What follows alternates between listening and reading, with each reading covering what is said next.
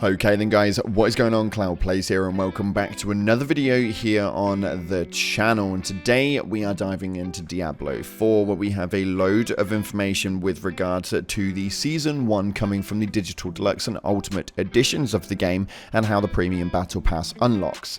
We've also got some information if you bought numerous versions of it against different platforms, and Adam Fletcher, our Global Community Manager, has actually got quite a lot to say about this with some cool comments from you guys yourselves. Now, with that being said, if you haven't already, smash that beautiful blue thumbs up and subscribe with post notifications turned on. It'd be greatly appreciated. Also, make sure you check out our sponsor, Advanced GG, the #1 clinically proven energy supplement on the market. My favorite is Cherry Vanilla. You can use code CLOUD at the checkout, and that is going to get you guys a cheeky discount. The link is down in the description, but let's dive on into the news. So Adam Fletcher posted up this tweet around 12 hours ago from recording, stating, "People that purchased Diablo 4 Digital Deluxe and Ultimate Edition of the game receive one Premium Battle Pass unlock. You'll be able to activate it via the Battle Pass menu after you start a seasonal character. Now, this can be claimed for Season 1 or a future season." Now, this is interesting because actually this leads to a question on a lot of different things when it comes to the Battle.net accounts, of which you guys naturally covered straight away in the comment section for this, so we're going to move it on. But if you don't want to play Season 1 and you're waiting for a later season to cash this in, then you can cash it in at any given point for any seasons in the future instead of this one. But we have a post right here from Nerd Object that states, "If we purchase multiple deluxe editions, so one for console and one for PC, tied to the same account, is there any chance we get 2 premium unlocks for a future season? It's a long shot, I know, but worth asking, thanks." And Adam Fletcher actually confirms, yes, you do, which a lot of people were a little bit unexpected by, but as far as I'm concerned, by making a purchase of the full game in the Digital Deluxe or Ultimate Edition, you should be entitled to that free unlock.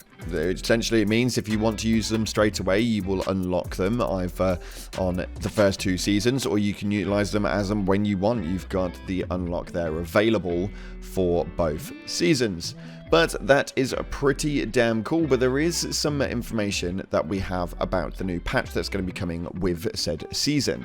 Now, this is due to come tomorrow from the recording date on the 18th of this month. And somebody states, "Hey, any chance we can get the 1.1 patch notes? Every other game you guys release them a few days early, and I would love to know what changing with classes so I know what gear I can farm until the patch drops." Now, Adam actually commented back on this, saying the notes are being localized. We have players globally, so we tend to wait until they are localized fully. It's 6,600 words, so it's quite a lot. Now, this 1.1 patch is going to be absolutely ginormous, because 6,600 words goes quite a long way, to say the least. So I'm interested to see where it is that this patch is going to go and what it is that's going to change in it, although a lot of people are concerned about how this is going to be and what is going to happen. We also know some of the bits that's going to be changing in the patch anyway, after we had a post right here saying hatred chosen temporarily disabled in Fields of Hatred, which was posted up by Pez Radar on the official Blizzard website. He goes on to state, "Hello, the team have identified an issue in PvP where we are needing to disable the hatred chosen power of Fields in Hatred. Players will still see the UI for hatred chosen while this is disabled, but will no longer see the buff displayed. Also, the hatred chosen will not reward seeds of hatred on hit. We'll be working on a fix in an upcoming update, and we'll update the community when this is enabled again after a fix has been shipped." So the likelihood is that this will come tomorrow, because I think if any normal patch would have come, they'd have just initiated this on its own and kind of done a very minute hotfix like they have done previously in the game. But with the update coming tomorrow, it's not likely that we're going to see anything. And if it's not in there by tomorrow, then I'm a little bit confused as to what's actually going to happen here, as it's a whole area that's essentially closed off in the PvP realm of things when it comes to Diablo. So I'm a little bit confused and a little bit concerned that this may not get fixed straight away for you PvP players out there. Me, myself, I'm atrocious at it, so I don't even bother. But if this is your area of choice inside of the game, well, unfortunately, you now don't really have the usage for the PvP there. Hopefully they'll update it soon, but we'll have to wait exactly and see what's happening. On top of that, though, we have a very interesting post right here where the Shambi actually posts up about mounts and the fact that they need buffing as far as their speed goes. This is a hilarious video, to be completely honest. It is a horse racing what I imagine is a rogue. I haven't used that character yet. That's my season 1 character, so I am making some prejudgments, but it's pretty hilarious to see a rogue actually beating the horse without a shadow of a doubt and no problems at all. It's pretty amusing. I do agree with it though. I feel like the mounts are genuinely quite slow as an overall, and the bloody timer that comes up once you get off the horse, depending on whether the horse was scared or the mount was like shot, it's irrelevant. They need to get rid of the timer so you can hop on and off of your mount as and when you want, and they need to make them a little bit faster, especially when you've got a world as big as this one.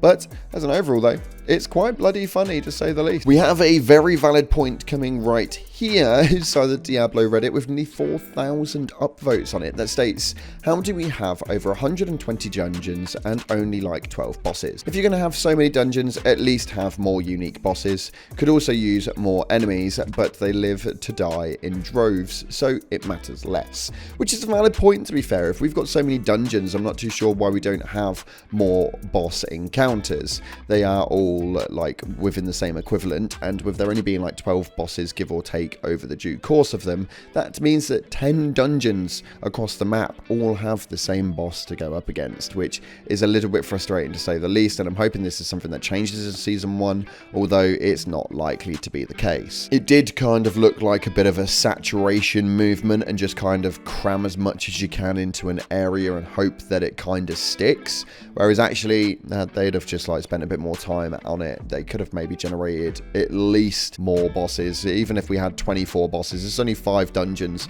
of the same sort that have got the same bosses in them, and at least then we've got an array of different bosses that we can go up against. I want to know what your guys' opinions are in the comment section below, because this one's a little bit of an iffy one to me. I feel like mechanics are a huge thing when it comes to Diablo, and it's always seemed to be the case throughout Diablo 3's lifeline as well. The mechanics are quite important, and especially if you've only got like 12 bosses throughout dungeons, and yet dungeons are like the main operation for endgame cycle, it does seem a little bit pointless, and I think this guy has a very valid point, which is probably why it got so many bloody upvotes. And in tangent with that, a very good post that kind of worked alongside is that we need more surprise bosses like the Butcher, which is again a very valid point. States there's tons of bosses from previous Diablos. The suspense of possibly running into one just adds to the fun. Make each of them drop a special item, really cool cosmetic to add to it. It's just pure fun, and I think this is true. I think that when you're playing the game naturally, sometimes you can get into that rinse and repeat cycle where you don't even really pay attention, you just continue playing as if it was the case anyway. And then when these sorts of things happen and the Butcher comes, it gives you a burst of excitement, and it's like, oh my god, I need to get this done, and everybody flaps around and everyone tries to take out the Butcher. Now if we had maybe 4 or 5 of those different encounters that could just spring up at any point, all with a cool cosmetic item to add to it, maybe their own set of cosmetics per boss, that'd be absolutely incredible. I think that's a really good idea, and I'm gonna get that one an upvote. Got an orange arrow from me, sir. But yeah, we've only got till tomorrow before the update actually goes live, and I'm really excited to see what happens with it. And then we've got a matter of days before season 1 actually launches. So go ahead and get your loot tomorrow. It's an exciting one to say the least. As and when the patch notes drops, make sure that you come here for the news, because you know that we're going to have it covered. Thank you so much again for watching, guys. If you haven't already, smash that beautiful blue thumbs up and subscribe, post notifications turned on. Appreciate your faces, and as always, I'll see you in the clouds.